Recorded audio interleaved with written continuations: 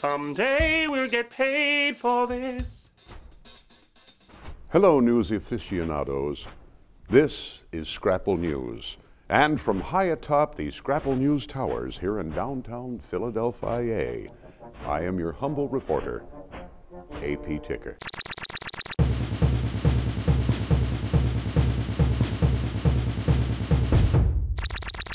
Today I want to talk to you about plutocracy. Plutocracy. Plutocracy is defined as rule by the wealthy, or a government of the rich, for the rich, by the rich, which should not be confused with democracy, which is a form of government in which all citizens have an equal say in the decisions that affect their lives. Or, in other words, government of the people, by the people, and for the people. While we would like to think we here in America live in a democracy, increasingly it is becoming apparent that we here in America, in fact, live in a plutocracy. Consider this. The upper 1% of Americans are now taking in nearly a quarter of the nation's income every year. In terms of wealth rather than income, the top 1% control 40%. Now, there are a number of reasons why this is happening. Labor-saving technologies have reduced the demand for many good blue-collar jobs with benefits, the kind of jobs that create the middle class in this country. The decline of trade unions in this country has also played a significant role in creating this inequality. Once upon a time, a third of all American workers were represented by unions. Now, it's only 12%. And globalization has erased the national boundaries on economies and created a worldwide marketplace. A marketplace that pits relatively expensive, unskilled workers in America against inexpensive, unskilled workers overseas. Wonder who's going to win that one, huh? I'll give you a hint. It's not the middle class. But I digress. No, the real reason that the top 1% control nearly half of all the wealth in this country is because the top 1% want it that way. And they can literally buy and sell the federal government.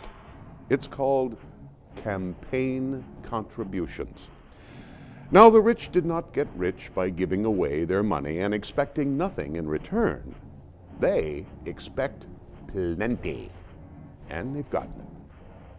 Now, I know what you're saying. You're saying, what's the point, AP? We can't do anything about it. Elections don't matter. It's just one member of the top 1% running against another member of the top 1%. Doesn't really matter who gets elected. I can hear you saying that. And you are right, my jaded as fuck friend. We can't do anything about it. Not the way things are now. The only way to make elections actually matter again is by taking the dirty money out of political campaigns and publicly finance them. Each candidate is given X amount of money to run a campaign, and then let the best man or woman win. People would run on ideas instead of running on the promise of favors granted. You know what I'm talking about. Killing the capital gains tax, huge tax cuts for the top 1%, or massive loopholes in corporate tax law that enabled General Electric to pay zero taxes in 2010, despite posting $14 billion in profits. The mind reels. The Supreme Court recently ruled that corporations are people and as such afforded the same First Amendment rights as people. Well, I'm a person too. I made zero profits last year. In fact, like most Americans, I was operating in the red. And yet, I paid out plenty in taxes. Meanwhile, GE makes $14 billion in profits and they pay zero taxes. How is that right? They like to say that relaxing the tax burden on the top creates jobs for the middle and bottom. And yet, nearly 10% of the American workforce is jobless. Now, how do we square that circle? Oh, look, President Obama just appointed the CEO of General Electric the head of his jobs creation panel of experts. I bet he has the answers. Nobody is talking about campaign finance anymore, and there's good reason for that. The last two guys that even attempted modest campaign finance reform were Russ Feingold and John McCain. Feingold got booted out of office by Wisconsin voters, who went instead for an Oshkosh businessman. Coincidence? And poor John McCain got taken out to the woodshed by the right wing, where he was given a red ass and promised never, never, ever, never to do something like that again.